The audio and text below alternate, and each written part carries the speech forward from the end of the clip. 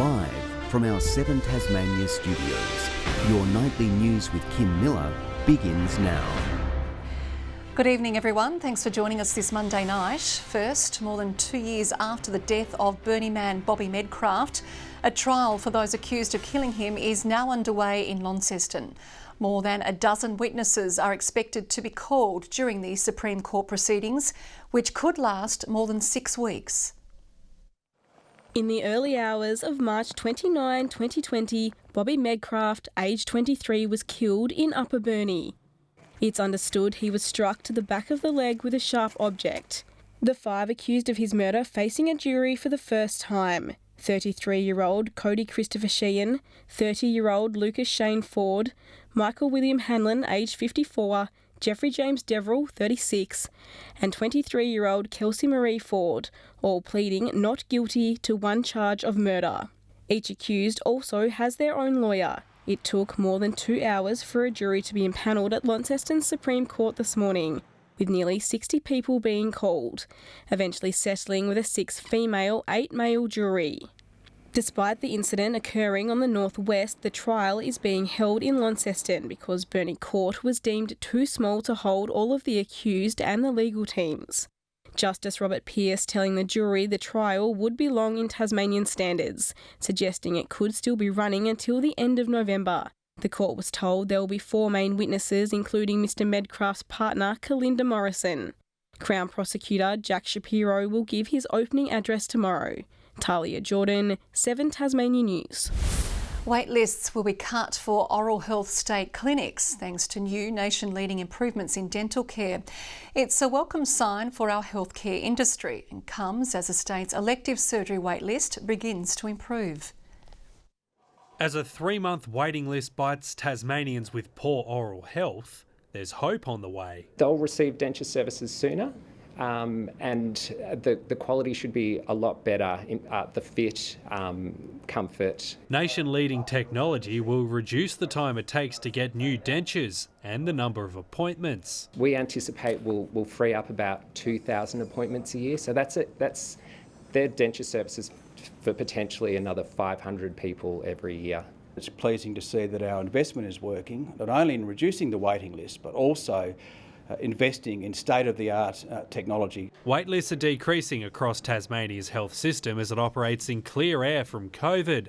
The elective surgery waitlist is below 9,000 for the first time in 4 years, dropping nearly 2,000 in the past year, now at 8,935 people. Our waiting lists have been too high. Our outpatient waiting lists are still too high. But we are making inroads, and that is a really positive thing. We're making inroads because of our investment. The state government credits its 4-year elective surgery plan for the improvement, but the AMA says these surgery blitzes need to become the norm. However, waits in the emergency department are at their longest in more than a year. Fewer than half of people showing up for urgent care are leaving within 4 hours. The other areas we need to work on is access and flow right throughout our entire health system. Josh Duggan, 7 Tasmania News. The state government has been urged again to implement an emergency workforce package in child safety services.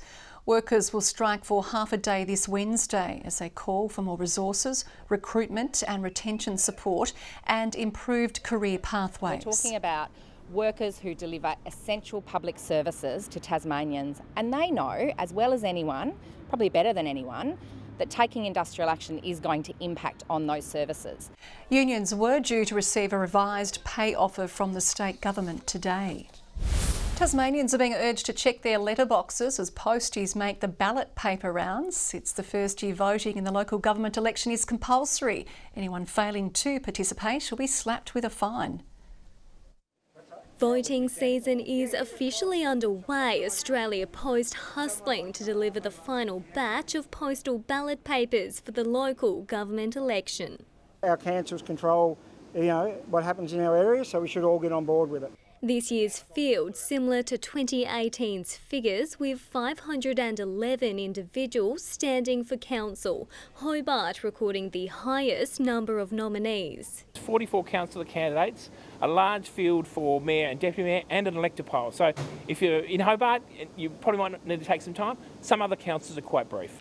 Voting is now compulsory for anyone over 18, Tasmania's Electoral Commissioner offering some words of wisdom for those new to the process. Take the time to read the candidate statements in the booklets, because that's the best way to get a guide as to whether you feel that person will represent you. Australia Post recruiting more casuals and extending its processing hours to deal with the extra demand. For the last week we've been processing 410,000 articles. It's really increased our mail volumes. The outgoing is not so much work, it's the incoming that's a lot of work for Australia Post. Tasmanians have until 2 p.m. on Tuesday the 25th to cast their vote. Brianna Boylan, 7 Tasmania News. A hospitality school proposed for Kangaroo Bay on Hobart's eastern shore has been scrapped. The facility was part of an $80 million development signed between a Chinese developer, Shambroad, and Clarence Council back in 2017. 5 years on and 2 extensions later, and construction hasn't commenced. To now come back to us seeking a third extension is really beyond a joke. And the people at Clarence have had enough. It's time for Council to step up and to purchase this land back.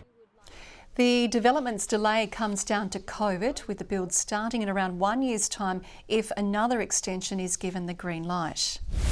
Former Tasmanian parliamentarian Paul Harris has died at age 68 from prostate cancer. Mr Harris spent 18 years in the upper house as the independent for Huon before taking a seat in the lower house as a Liberal minister. Whenever Paul walked into the room, you knew that you were going to in for a fun time, but he was very diligent in the work that he did and did for so long, representing many thousands of Tasmanians. Mr Harris's political legacy is continued through his son Dean, who is the independent for Huon, just like his dad once was. Police have issued a warning about buying and selling items online after a Launceston man allegedly went on a $200,000 spending spree without spending a cent. He's now facing multiple fraud charges, accused of using false pretences to obtain cars and electronic goods on Facebook Marketplace. Police say online shoppers should ensure payment has been received before handing over goods to a buyer. A deliberately lit fire has ripped through a Davenport house for the second time in a week. Police are investigating after multiple fire crews were called to the property overnight. Little remains of this Davenport property after a suspicious early morning blaze tore through the house. The peaceful Sunday night interrupted by fire trucks battling to keep the inferno from spreading to surrounding homes. I was woken up at 1 o'clock in the morning to fire brigades. 3 trucks arrived and that's it. Bang, crash, that's all. CCTV now in the hands of police showing 2 people approaching the abandoned dwelling just before midnight. Neighbours say it's the second time this week the home has been set alight, this scorching leaving a scene of destruction for clean-up crews. Builders called to board up the property again, with demolition now likely. Which they've gutted the house now. Yeah. She's no good anymore, according to the insurance man that was here this morning. Police say investigations into the fire are ongoing and are urging anyone who might have seen something to come forward. It's not known if the house was insured. Annie Green, 7 Tasmania News. Well, one of southern Tasmania's biggest landfill sites has been expanded. The $3.5 million project at Glenorchy is expected to extend the facility's life by a decade, but the council believes it could be even longer if people continue to embrace recycling. A hole in the ground to solve a growing problem.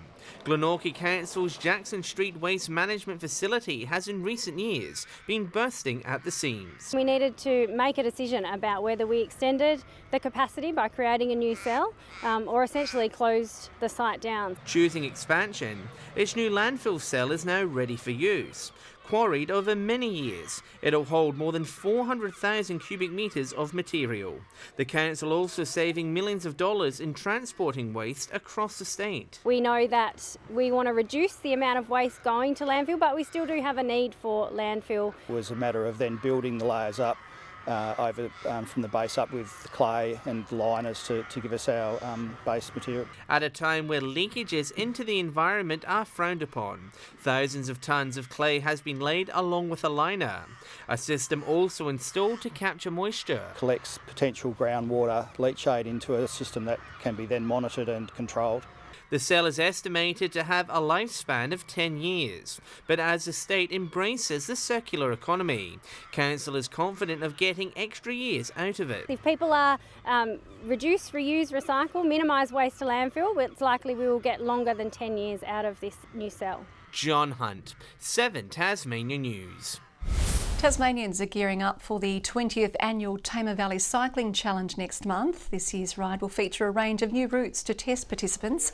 The funds raised will be donated to Australian Rotary Health, advancing research into mental illness in young people.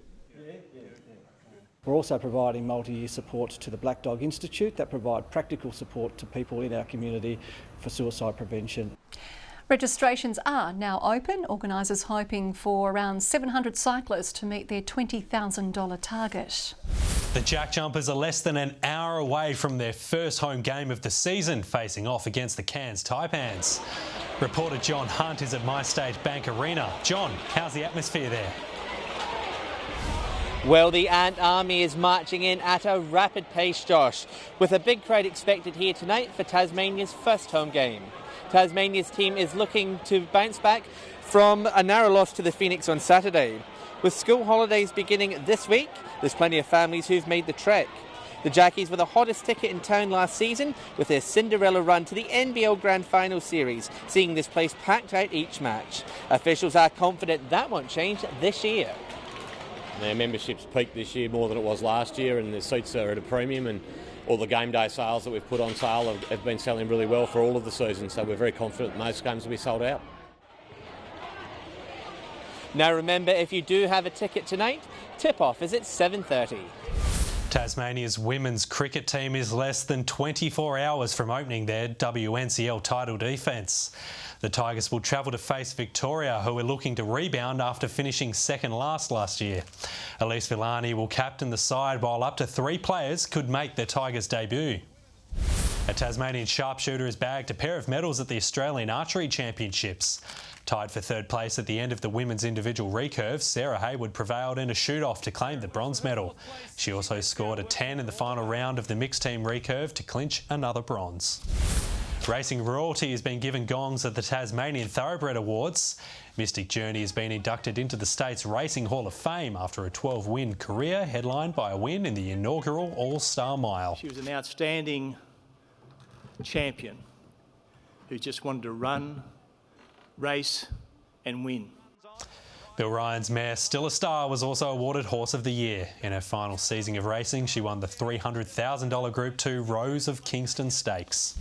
Good evening. Hobart and Davenport 15 today. Launceston, Burnie and St Helens our warmest 18 degrees. Temperatures a tad below average after a cold night where Liaweenie sunk to a low of -4. Friendly Beaches and Ouse reached 17. Grove, Lowhead and the Islands 16. Liaweenie a top of 15. Low cloud over the west, south and east today. A frontal band well to the south of Tasmania. We see that better on the big picture. A cold air mass sits behind that front to the southwest. Cloud containing thunderstorms is over much of central Australia. Tomorrow the front passes in the morning as the high to the west moves very quickly our way. That complex area of low pressure is over South Australia. Wind starting south-southwesterly at 20 to 25 knots, tending south-southeasterly later in the day. Swells at 4 metres in the west and south. And with the blowy conditions, a strong wind warning is current for waters from Low Rocky Point to St Helens Point and into tomorrow. Here's the forecast. Just 12 for Hobart, a morning shower. 13 for Adventure Bay, a morning shower. 2 for Tarraleah and 10 the high. Launceston tomorrow, a high of 16 degrees and partly cloudy. Devonport 17, a top of 17 as well for Bridport. Burnie, partly cloudy and 15. 16 the top for Strawn, bit of cloud for Marrawar but 16 the high. St Helens tomorrow, a top of 14 degrees and partly cloudy. Just 12 for Swansea and 15 the top for Whitemark on Flinders Island. On Wednesday, fine apart from showers over King Island and then later over the northwest and the upper east coast. Showers for most regions on Thursday, rain in the north and heavy over the northwest.